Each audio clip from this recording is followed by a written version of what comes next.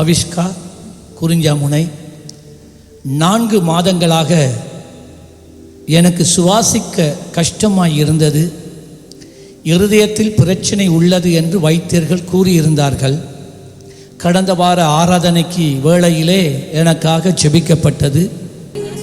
ஒரு புள்ள குறிஞ்சாமுனை இவைக்கு இதயத்தில் பிரச்சனை இருக்காம், நெஞ்சு நோவுதன்றாவா. இயேசுவின் நாமத்திலே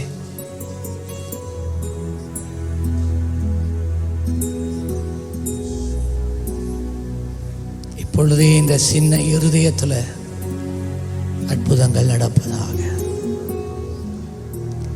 இயேசுவின் நாமத்திலே. இருதயம், வாழ்வுகள், நாடி நாளங்கள் புதுப்பிக்கப்படுவதாக இயேசுவின் நாமத்தில்.